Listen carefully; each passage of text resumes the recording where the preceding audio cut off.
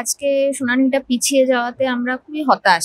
আমরা আইনের প্রতি আস্থাশীল, আইন সম্পূর্ণ আইনের পথে চলবে এবং সত্যের জয় হবেই। দুর্নীতি যে হয়েছে এটা লুকোনোর কোনো জায়গা নেই। নিরীহ মানুষ যেন কোনোভাবে শাস্তি না পায়, এটা যদি শাস্তি পায় তাহলে আমরা জানবো যে আইন বলে দেশে আর কিছু নেই। আমাদের জায়গা হচ্ছে স্কুলের ক্লাসরুমে স্টুডেন্টদের সঙ্গে চক ডাস্টারের সঙ্গে। সত্যের জয় হবেই, আজ না হোক কিছুদিন পরে হলেও সত্যের জয় হবেই। 2016 সালের এসএসসি প্যানেল সম্পূর্ণভাবে বাতিল হয়ে গিয়েছিল, আমরা দেখেছিলাম হাইকোর্টের নির্দেশে। সেই হাইকোর্টের নির্দেশকে চ্যালেঞ্জ করে রাজ্য সরকার সুপ্রিম কোর্টে গিয়েছিল এবং সেই সুপ্রিম কোর্টের শুনানি আমরা গত 2.5 মাস আগে দেখেছিলাম। সেই সুপ্রিম কোর্টের নির্দেশ অনুযায়ী আজ অর্থাৎ 16 জুলাই ছিল শুনানি, কিন্তু সেই শুনানিও স্থগিতাদেশ। 3 সপ্তাহ পরেই জানা যাবে সেই মামলার রায়, এমনটাই জানিয়েছেন সর্বোচ্চ আদালতের প্রধান বিচারপতি। কি বলছেন চাকরি প্রার্থীরা, সরাসরি তাদের মুখ থেকে শুনে নেব। আজকে রায় ছিল এসএসসি প্যানেল বাতিল করে দেওয়ার সিদ্ধান্ত নেওয়া হয়েছিল হাইকোর্টের তরফ থেকে। সর্বোচ্চ আদালত আরো 3 সপ্তাহের জন্য স্থগিতাদেশ। হ্যাঁ, মহামান্য সুপ্রিম কোর্ট আরো 3 সপ্তাহ রায়টা পিছিয়ে দিয়েছেন এবং ওনারা বলেছেন যে সব পক্ষের কথা শুনবেন।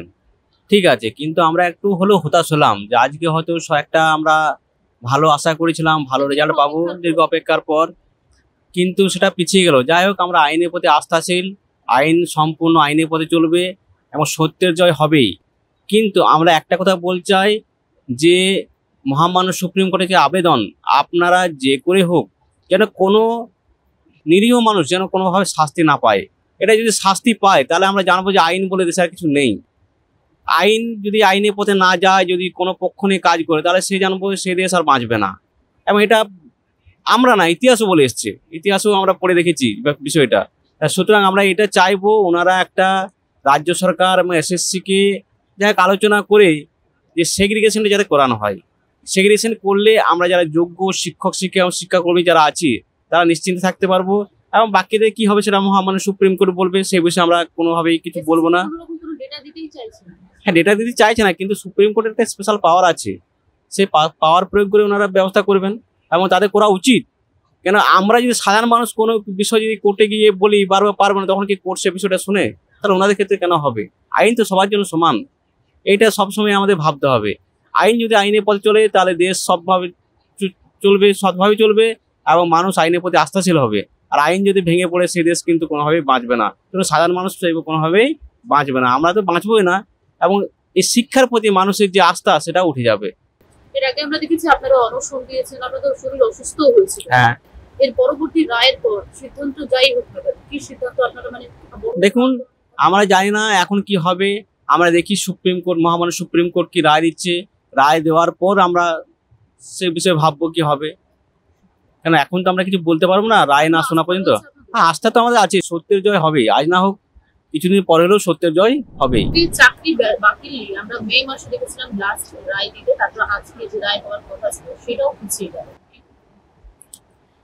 দেখুন, প্রথমে একটা কথাই বলবো যে আজকে শুনানিটা পিছিয়ে যাওয়াতে আমরা খুবই হতাশ। মানে আমরা গত 2.5 মাস ধরে, প্রথমত তো 22 তারিখে রায় বেরোনোর পর থেকে যে উদ্বেগ, দুশ্চিন্তা, আমরা শুধু নয় আমাদের পরিবার যে দুশ্চিন্তার মধ্যে দিয়ে কাটাচ্ছি, এবং গত লাস্ট শুনানি যে 7ই মে হয়েছিল, তো একটা মোটামুটি একটা স্টে পড়েছিল, কিন্তু আমাদের প্রকৃত যে সমস্যা সেটার কিন্তু কোনো সমাধান সূত্র আমরা পাইনি। এবং তখন সুপ্রিম কোর্টে এসএসসির উকিল বলেছিলেন যে সেগ্রিগেশন ইজ পসিবল, এবং এই কথার ভিত্তিতেই সুপ্রিম কোর্ট একটি স্টে দেয়। এবং আমরা এটাই আশা করেছিলাম, যেহেতু প্রায় 2.5 মাস পর পরবর্তী শুনানির ডেট আজকে পড়েছিল, আমরা আশা এটাই করেছিলাম যে হয়তো এসএসসি সত্যি সেগ্রিগেশনটা করবে। যখন তারা বলেছে, আদালত একটা সর্বোচ্চ আদালতে দাঁড়িয়ে যখন তারা বলেছে, অবশ্যই হয়তো তারা এ বিষয়ে কোনো পরবর্তী কোনো একটা পজিটিভ পদক্ষেপ তারা নেবে, কিন্তু আমরা সেরকম কিছুই দেখিনি। এটা একটা প্রথম হতাশাজনক ব্যাপার। আর দ্বিতীয়ত, আজকে শুনানিটা পিছিয়ে যাওয়াটা হতাশা তো আছেই, তবে এটাও আমি বলবো যে দেখুন, সুপ্রিম কোর্টের বিচার ব্যবস্থা, আমাদের ভারতের বিচার ব্যবস্থার উপর আমাদের আস্থা আছে এবং থাকবে। তিনি আজকে শোনেননি, তার কারণ হচ্ছে এই মামলার হয়ে অনেক এসএলপি জমা পড়েছে এবং তার জন্য অনেকজন উকিল দাঁড়িয়েছেন, এবং উনি এটাই বলেছেন যে এত কম সময়ে সবার বক্তব্য শোনা যেহেতু সম্ভব নয়, উনি সেই জন্য শুনানিটা 3 সপ্তাহ পিছিয়েছেন। তো এটা হতাশার পিছনে একটা পজিটিভ দিকও আছে। হ্যাঁ, তিনি যে শুনতে চান, সবার বক্তব্যটা শুনতে চান। দেখুন, সত্যি কথা, এসএসসি বা রাজ্য সরকার, মেইনলি রাজ্য সরকার আমাদের জন্য অনেক বলেছেন যে আমরা সবার চাকরি চাই, চাকরি যাতে থাকে সেটাই চাই, কিন্তু আদপে আমরা দেখেছি রাজ্য সরকার আমাদের হয়ে কোনো কথাই বলেননি। তো তার প্রতি আমাদের খুব একটা আস্থা নেই, সত্যি কথাই যেটা বলবো, একদমই নয়। কারণ আমরা গত দুটো শুনানিতেও দেখেছি তাদের উকিলরা গিয়ে তাদের মন্ত্রিসভাকে বাঁচানোর জন্যই আবেদন করেছিলেন, আমাদের হয়ে তারা কোনো কথা বলেননি।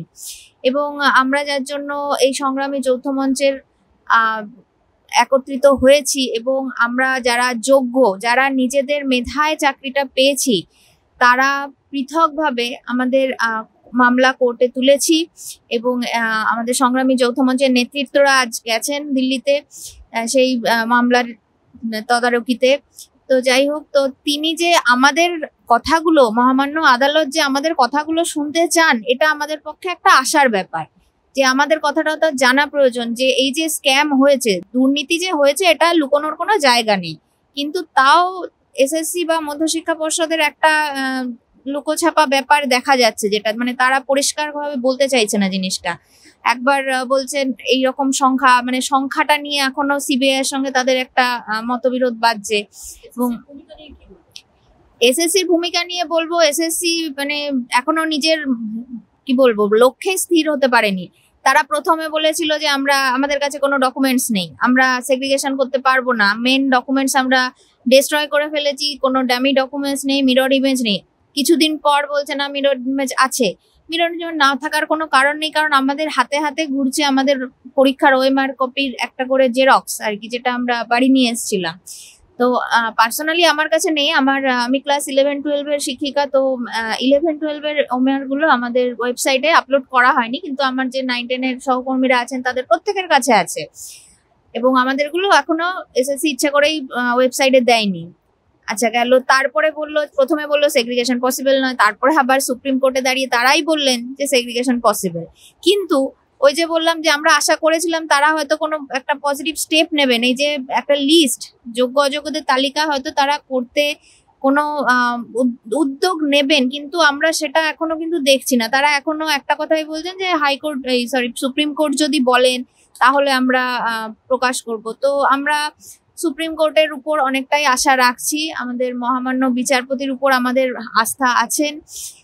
তিনি সবার বক্তব্য শুনুক, অবশ্যই সবার সব দিকটা শোনা তার দরকার, এবং সবার বক্তব্য শুনে এই যে 26,000-এর মধ্যে আমরা যারা সত্যি নিজের মেধাতে চাকরিটা পেয়ে সম্মানের সঙ্গে এতদিন শিক্ষা প্রাঙ্গণে আছি এবং আমরা থাকতেও চাই, তাদেরকে সেই জায়গাটা তিনি ফিরিয়ে দিক এবং আমরা এই দোনামোনা, এই আদালত, হ্যাঁ, এই আন্দোলন, এগুলো থেকে মুক্ত হতে চাই। আমাদের জায়গা হচ্ছে স্কুলের ক্লাসরুমে স্টুডেন্টদের সঙ্গে, চক ডাস্টারের সঙ্গে। আমরা সেখানে ফিরে আমাদের বাকি যে চাকরি জীবনটা, যারা আমরা যোগ্য, তারা যেন যোগ্যতার সঙ্গে সম্মানের সঙ্গে সেই জায়গাটায় বহাল থাকি। আমাদের আশা পরবর্তী শুনানিতে মহামান্য আদালত সেই রাস্তা আমাদের অবশ্যই দেবেন, এটাই বলতে চাই।